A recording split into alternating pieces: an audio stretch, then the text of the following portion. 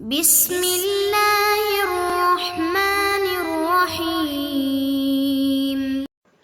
نحمده ونصلي ونسلم على رسوله الكریم اما بعد۔ معزز طلبہ کرام، سبق نمبر 76 اور باب تفویض الطلاق میں فصل ہم نے شروع کی ہے، فصل فی المشیئتی، اور سبق نمبر 75 میں اس کا خلاصہ بھی ہوا اور ابتدائی کچھ احکام ذکر کیے گئے۔ اور اس سبق میں ہم بات کریں گے کہ طلاق میں جو عورت کی مشیت پر طلاق کو رکھا جا رہا ہے، تو اس میں تملیک گویا کہ عورت کو مالک بنایا جا رہا ہے، تو وہ مالک بنانا کبھی تملیک مطلق کے طور پر ہوگا، یعنی اس میں مشیت کا ذکر نہیں کرے گا، اور کبھی مقید ہوگا بالمشیتی، مشیت کے ساتھ۔ تو یہ ایک فرق ہے دونوں میں، تملیک مطلق میں اور تملیک مقید میں۔ اسی طریقے سے توکیل کے اندر بھی یہی ہوگا کہ کسی شخص کو وکیل بنا رہا ہے اپنی عورت کو طلاق دینے کا، تو اس میں بھی تملیک توکیل مطلق ہوگا اور توکیل مقید ہوگا، دونوں کا الگ الگ حکم ہوگا، دونوں کو سمجھتے ہیں۔ وَإِذَا قَالَ لَهَا طَلِّقِي نَفْسَكِ،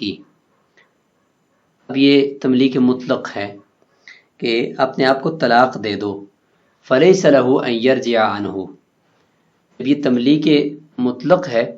عورت کو گوئے کہ مالک بنا رہا ہے طلاق کا، تو ایک طرح سے گوئے کہ یہ یمین ہے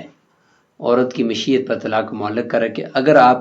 اپنے آپ کو طلاق دیتی ہو تو آپ کو طلاق ہے، تو یہ اس طریقے سے گوئے کہ کہہ رہا ہے۔ تو اس صورت میں فرماتے ہیں کہ رجوع نہیں کر سکتا شوہر، کیونکہ لِأَنَّ فِيهِ مَعْنَى الْيَمِينِ، اس میں قسم کا معنی ہے، لِأَنَّهُ تَعْلِيقُ الطَّلَاقِ بِتَطْلِيقِهَا، کیونکہ یہاں پہ طلاق کو عورت کے طلاق دینے کے ساتھ معلق کیا جا رہا ہے کہ اگر آپ کو طلاق دینا چاہتی ہیں تو آپ کو طلاق ہے۔ وَالْيَمِينُ تَصَرُّفٌ لَازِمٌ، اور یمین جو ہوتی ہے وہ ایک لازم تصرف ہوتا ہے، اس میں رجوع نہیں ہو سکتا۔ وَلَوْ قَامَتْ عَنْ مَجْلِسِهَا، اور اگر وہ عورت اپنی مجلس سے کھڑی ہو جاتی ہے تو بطلا، اس کا یہ اختیار باطل ہو جائے گا، کیونکہ پچھلے 2 سبق پہلے ہم نے پڑھ لیا ہے امر بالید کے آخری سبق کے اندر کہ تملیک جو ہوتی ہے وہ مجلس کے ساتھ مقید ہوتی ہے، تعلیق مقید نہیں ہوتی، کیونکہ کسی کام کو کسی شرط پر معلق کیا جاتا ہے تو وہ شرط جب بھی پائی جائے گی تو وہ مشروط پایا جائے گا، لیکن تملیک جو ہوتی ہے وہ جہاں پر جس چیز کا مالک بنایا جا رہا ہے اسی مجلس کے اندر کے ساتھ اس کا تعلق ہوتا ہے۔ یعنی تملیک، کیونکہ یہ تملیک نفس کی تملیک ہے، طلاق کا مالک بنایا جا رہا ہے، لہذا مجلس کے اندر اندر پر محمول ہوگا۔ بخلاف ما اذا قال لها، بخلاف اس صورت کے کہ جب اس نے بیوی کو کہا طلقی ذرتک، اپنی سوکن کو طلاق دے دو، تو گویا کہ عورت کو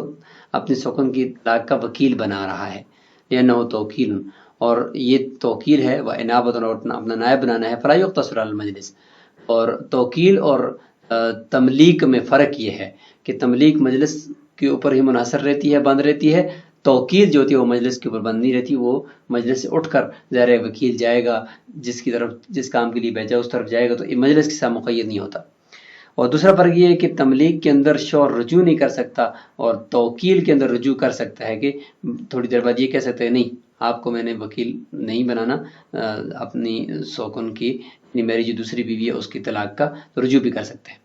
وَإِنْ قَالَ لَهَا طَلِّقِي نَفْسَكِ مَتَىٰ شِئْتِ، اب دیکھیں یہ تھا طلقی نفس کی تملیک مطلق، اور یہ ہے طلقی نفس کی متىٰ شئت، تملیک مقید مشیت کے ساتھ۔ اب یہ دونوں میں فرق بتایا جا رہا ہے، یہ فرق نمبر 2 ہے اس سبق کا۔ تو جب یہ کہا طلقی نفس کی متىٰ شئت، اب اس کا جواب کیا ہے تو سنیے، فرماتے ہیں فَلَهَا أَن تُطَلِّقَ نَفْسَهَا فِي الْمَجْلِسِ وَبَعْدَهُ، اس صورت کے اندر یہ عورت اپنے آپ کو اس مجلس کے اندر بھی طلاق دے سکتی ہے اور اس مجلس سے باہر نکل کر بھی دے سکتی ہے، کیونکہ لأن کلمۃ متىٰ، کیونکہ یہاں پہ متاع کا کلمہ ذکر کر دیا، عامۃ فی الاوقات کلھا، جو کہ عام ہے تمام اوقات میں، فصار کما اذا قال، یہ ایسے ہوگے جیسے کہ کہا فی ای وقت شئت، اس وقت بھی آپ چاہو، تو متاع وقت عموم اوقات کے لیے آتا ہے، اس لیے اب یہ مجلس کے اوپر بند نہیں رہے گا۔ وَإِذَا قَالَ لِرَجُلٍ، کسی شخص نے، اب یہ آگے جی توکیل مطلق اور توکیل مقید کا بیان، یہ تیسرا ہے فرق نمبر 3 فروق ثلاثہ کا، کہ طلق امراتی، میری بیوی کو طلاق دو، اب یہ مطلق ہے، فَلَهُ أَن يُطَلِّقَهَا فِي الْمَجْلِسِ وَبَعْدَهُ، مجلس کے اندر اور مجلس کے بعد، اسی وقت بھی وہ طلاق دے سکتا ہے. وَلَهُ أَن يَرْجِعَ، اور شور جس نے یہ اس کو وکیل بنایا وہ رجوع بھی کر سکتا ہے کہ میں نہیں، ابھی آپ کو میں وکیل نہیں بناتا ہوں تو آپ نے طلاق نہیں دینی. لأنه توکیل، کیونکہ یہ وکیل بنانا ہے، وأنه استعانة، اور یہ گوئے کہ دوسرے سے مدد طلب کرنا ہے. فلا يلزم، یہ لازم نہیں ہوتا.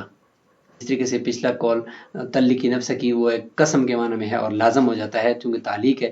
تو لہٰذا وہ لازم ہے، یہ لازم نہیں ہے. ولا يقتصر على المجلس، مجلس کے اوپر بھی یہ منحصر نہیں ہے. بخلاف قوله لامرأته تلقی نفس، بخلاف وہ پہلے والا قول جس میں تلقی نفس کی تھا کہ اس میں وہ مجلس کے ساتھ بھی بند تھا کیونکہ وہ تملیق تھی اور وہ لازم بھی ہو جاتا تھا. لأنها عاملة للنفس، کیونکہ تلقی نفس کی کے اندر عورت جو ہوتی ہے وہ خود اپنی ذات کے لیے عمل کرتی ہے. اس لیے ہم نے کہا کہ مجلس کے اندر بند رہے گا کیونکہ اس میں عورت کو طلاق کا مالک بنایا گیا تھا اور عورت اپنی ذات کے لیے گویا کہ عمل کرتی ہے، اور وکیل جو تو اپنی ذات کے لیے نہیں کرتا، وہ تو موکل کے لیے عمل کر رہا ہوتا ہے. اس لیے وکیل کا مجلس کے ساتھ عمل اس کا بند نہیں ہوگا، جبکہ تلقی نفس کی میں عورت کا جو اختیار ہے وہ اسی مجلس تک ہی محدود رہے گا. فکانہ تملیکا لا توکیلا، یہ تلقی نفس کی جو ہوگی یہ تملیک ہوگی نہ کہ توکیل. ولو قال لرجل، اگر وہ شور کسی بندے کو توکیل مقید دے رہا ہے، توکیل مطلق کا ذکر تو ہو گیا، اب توکیل مقید ہے کہ ان شئت،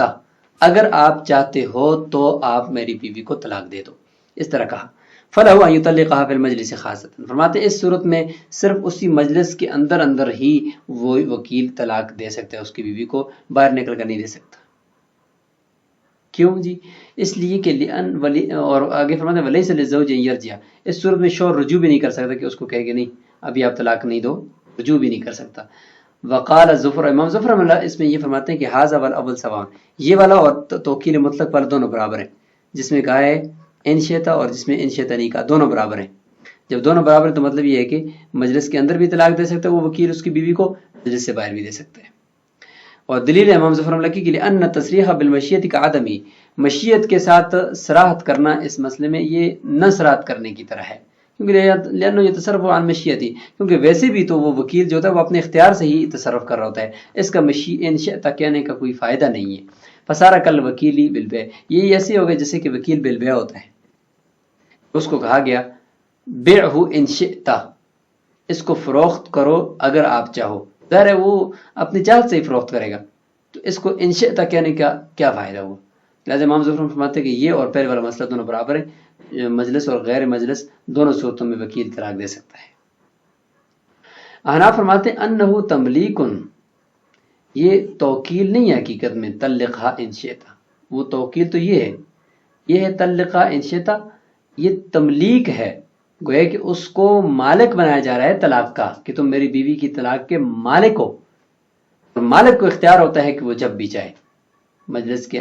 یعنی مالک کو اختیار ہوتا ہے کہ وہ جس طریقے سے بھی چاہے تصرف کرے. لأن فرماتے ہیں کہ انہ تملیک، اور تملیک گویا کہ مالک بنایا جا رہا ہے، مالک بناتے ہوئے تملیک جو ہوتی ہے وہ مجلس کے اندر منحصر رہتی ہے، جس کا ہم نے ذکر کیا ہے. لأنه علقه بالمشیت، کیونکہ اس نے وکیل کے مشیت کے ساتھ معلق کیا ہے، تو معلق جو کیا جاتا ہے تو یہ تملیک کے اندر ہوتا ہے کہ اگر آپ چاہتے ہو تو آپ تو میری بیوی کو طلاق دے دو، تو گویا کہ مالک بنا رہے ہو. والمالک هو الذی یتصرف عن مشیتی، اور مالک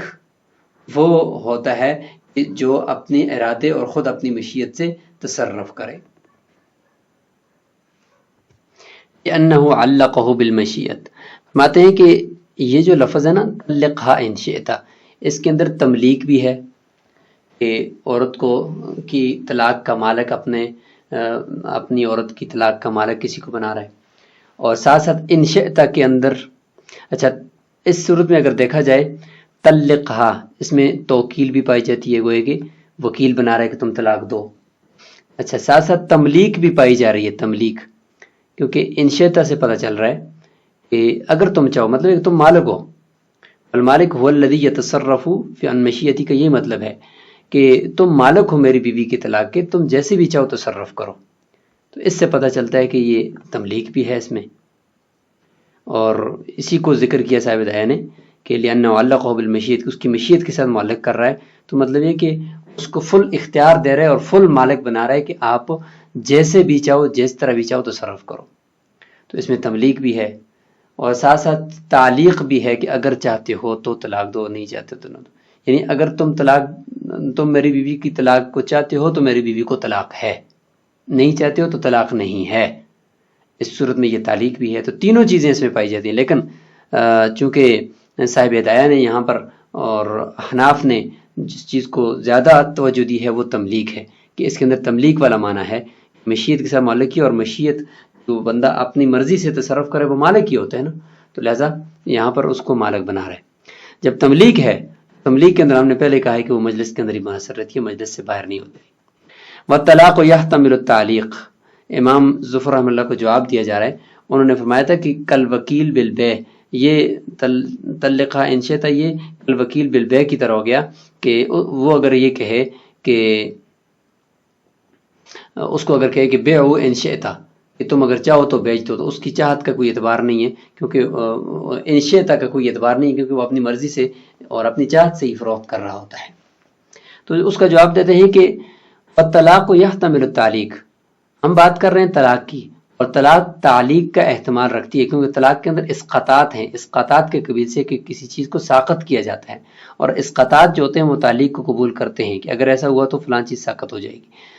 تو بخلاف البیع، بخلاف بیع کے کہ بیع کے اندر تملیکات ہوتی ہیں، بیع کے اندر اسقاطات نہیں ہوتی، اور بیع جو ہوتی ہے وہ تعلیق کو قبول نہیں کرتی، بلکہ اس کے اندر تنجیز ہی تنجیز ہوتی ہے. لہذا دونوں کو ایک دوسرے کے اوپر قیاس کرنا درست نہیں ہے، قیاس مع الفارق ہے. لأنه لا يحتمل، کیونکہ وہ تعلیق کا احتمال ہی نہیں رکھتی. اچھا، اب آگے فرماتے ہیں کہ وَلَوْ قَالَ لَهَا طَلِّقِي نَفْسَكِ ثَلَاثًا. اب یہاں سے وہ تین مخالفات کا ذکر شروع ہو گیا کہ عورت جو ہے وہ شوہر کے کلام کی مخالفت کرتی ہے. اس میں ایک ہے مخالفت فی العادت، کہ عادت کے اندر مخالفت کرتی ہے. اس کی پھر دو قسمیں ہیں کہ مطلق تملیک کے اندر عادت کی مخالفت کرتی ہے یا مقید کے اندر. مطلق کا ذکر یہاں آئے گا اور مقید کا ذکر ایک دو مسئلوں کے بعد آئے گا. کہتی ہے کہ طلقی نفس، شوہر نے بیوی کو کہا طلقی نفسک ثلاثا، اپنے آپ کو 3 طلاقیں دے دو، اور انشئتی نہیں کہا، تملیک مطلق ہے، اور عدد 3 ذکر کیا ہے. طلقت واحدۃ، اس نے 1 طلاق دے دی، مخالفت فی العدد ہے. فرماتے ہیں اس صورت میں 1 ہی طلاق ہوگی، کیونکہ لأنہا ملکت ایقاع الثلاث، کیونکہ وہ 3 طلاقوں کے واقع کرنے کی مالک بنائی گئی ہے. تو لہذا فتملک ایقاع الواحد ضرورتاً، تو اس کی ضروریات میں سے ہے کہ وہ 1 کو بھی واقع کرنے کی مالک ہو، کیونکہ جب 3 ہے تو 3 میں سے 1 واقع کر سکتی ہے نا، اس لیے 1 طلاق واقع ہو جائے گی. وَلَوْ قَالَ لَهَا طَلِّقِي نَفْسِكِ وَاحِدَةً، اسی کے برعکس اگر 1 طلاق کا کہا کہ 1 طلاق آپ اپنے آپ کو دے سکتی ہو، فَطَلَّقَتْ نَفْسَهَا ثَلَاثًا، اس نے 3 دے دی، تو لم یقع شیء عند ابی حنیفہ، امام ابو حنیفہ رحمۃ اللہ کے نزدیک کچھ بھی واقع نہیں ہوگا. صاحبین فرماتے ہیں اس صورت میں بھی 1 طلاق واقع ہوگی کہ عورت نے اپنے آپ کو 1 دے دی، شوہر نے 1 کا کہا، اس نے 3 دے دی، تو 1 طلاق واقع ہوگی صاحبین کے نزدیک بھی. پہلے مسئلے میں بھی 1، اس مسئلے میں بھی 1. لأنها أتت بما ملكته وزیادہ، کیونکہ اس نے جو کہا ہے اپنے آپ کو 3 طلاقیں دینے کا، تو گویا کہ وہ لے کر آ گئی ہے وہ طلاق جس کی وہ مالک تھی، یعنی 1 طلاق جو شوہر کی طرف سے ملی تھی، اور وزیادتاً، اور ساتھ ہی 1-2 طلاقیں زائد لے کر آ گئی. تو جب زائد لے کر آئیں گے تو صاحبین فرماتے ہیں زائد جو ہے وہ لغو ہو جائے گا، اور 1 طلاق پیچھے بچ جائے گی، تو لہٰذا 1 طلاق اس صورت میں بھی ہو جانی چاہیے اس کو. فصار کما اذا طلق الزوج الفا، یہ ایسے ہی جیسے کہ شوہر بیوی کو 1000 طلاقیں دے، تو 1000 طلاقیں تو ہوتی نہیں ہیں، لیکن شوہر 3 طلاقوں کا مالک لے جاتی ہیں، نافذ ہو جاتی ہیں، کہ لغو ہو جاتی ہیں. تو یہاں پر بھی عورتیں گوئے کہ 1 کی مالک بنائی گئی تھی یہ عورت، اور یہ ابھی 3 لے کر آ گئی، تو 2 لغو ہو جائیں گی، 1 باقی رہ جائے گی. امام ابو حنیفہ رحمۃ اللہ فرماتے ہیں کہ انہا اتت بغیر ما فوض الیہا، یہ وہ والی طلاق لے کر آ گئی ہے جس طلاق کو شوہر نے اس کی طرف حوالے کیا ہی نہیں. شوہر نے کہا ہے کہ تجھے 1 طلاق ہے، اور اس نے دے دی 3، تو 1 اور 3 میں بہت بڑا فرق ہے نا. 1 انفرادی فرد کو کہتے ہیں، اور 3 مرکب ہے 3 طلاقوں کا، اگرچہ فرد حکمی ہے لیکن مرکب ہے 3 طلاقوں کا. تو لہذا 1 3 نہیں ہوتا، نہیں 3 1 ہوتا ہے، لہذا اس نے مخالفت کی ہے، کچھ بھی واقع نہیں. فکان مبتدئ، یہ ایسا ہوگا جیسے کہ شروع سے جملہ بولنے والی. تو شروع سے جب یہ عورت کہتی ہے کہ میں اپنے آپ کو 3 طلاقیں دیتی ہوں، اور شوہر کہتے ہیں کہ 1 طلاق ہے، تو اس صورت میں اس کو 3 طلاقیں جو اس نے لفظ بولا ہے، تو اس سے کچھ بھی اس کو نافذ نہیں ہوتا، کیونکہ ابتدا کر رہی ہے نا. كانت مبتدئة هذا لأن الزوج ملكها الواحدة. اب امام ابو حنیفہ کی دلیل ہے کہ شوہر نے اس کو ایک طلاق کا مالک بنایا ہے. والثلاث غیر الواحد، اور تین جو ہوتی ہیں وہ واحد نہیں ہوتی.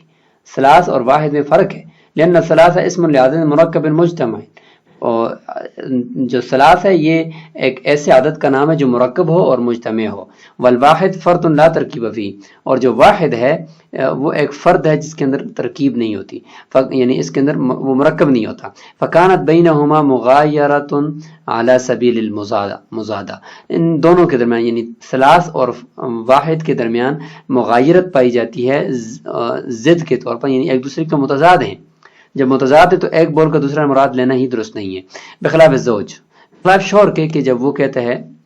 کہ میری بیوی کو 1000 طلاق ہے، جس طریقے سے یہاں پہ صاحبین نے اس پر قیاس کیا، تو وہ چونکہ 3 کا تو مالک ہے نا، اس لیے 3 واقع ہو جاتی ہیں اور باقی لغو ہو جاتی ہیں، کیونکہ وہ لینا یتصرف بحکم الملک، کہ 3 کا تو وہ مالک ہے، اپنے ملکیت کے حکم کے مطابق ہی وہ تصرف کر سکتا ہے، لہذا 3 نافذ ہو جاتی ہیں. وَكَذَا هِيَ فِي الْمَسْأَلَةِ الْأُولَى، اسی طریقے سے یہ عورت جس طریقے سے ہے پہلے مسئلے کے اندر کہ شوہر نے جب کہا کہ تجھے 3 طلاقیں، تو اس نے اپنے آپ کو 1 دے دی، 3 کی وہ مالکہ تھی تو اس نے اپنی ملکیت میں تصرف کرتے ہوئے 2 کو زائل کر دیا اور 1 کو نافذ کر دیا. تو اس طریقے سے تو ٹھیک ہے، لیکن یہ جو مسئلہ ہے، اس مسئلے میں تو اس کو ملی ہی 1 طلاق ہے، وہ 2 کس طریقے سے دے سکتی ہے؟ لأنها ملکت الثلاثہ، کیونکہ پہلے مسئلے کے اندر وہ 3 کی مالکہ تھی، اور اما ہا ہونا لم تملک الثلاثہ، یہاں پر تو وہ 3 کی مالکہ نہیں ہے. وما اتت بما فوض الیہا، اور جو وہ لے کر آئی ہے وہ 3 ہے، وہ وما اتت بما فوض الیہا، اور جو کچھ شوہر نے اس کی طرف سونپا ہے، حوالے کیا ہے، یعنی 1 طلاق وہ لے کر نہیں آئی بلکہ 3 لے کر آ گئی ہے، تو گویا کہ مخالفت بھی کر گئی ہے، تو اس وجہ سے فلغا، اس کا یہ کلام ہی لغو ہو جائے گا. امام ابو حنیفہ رحمۃ اللہ کے قول پر یہ فتویٰ ہے کہ اس صورت میں اس کو کوئی بھی طلاق واقعہ نہیں ہوگی. تو اس سبق کو یہیں روکتے ہیں. تو آج کے سبق میں ہم نے بات کی، ایک تو ہم نے تملیک مطلق اور تملیک مقید کے درمیان فرق پڑا، توکیل مطلق اور توکیل مقید کے درمیان فرق پڑا، اور اسی طریقے سے آخر میں مخالفت کی پہلی قسم ہم نے پڑھ لی کہ عورت عدد کے اندر مخالفت کرے، اور عدد میں مخالفت کی ایک صورت ہم نے پڑھ لی کہ تملیک مطلق کے اندر وہ مخالفت کرتی ہے، یعنی انشئتی کے ساتھ مقید نہیں ہے تملیک، لیکن اس میں عورت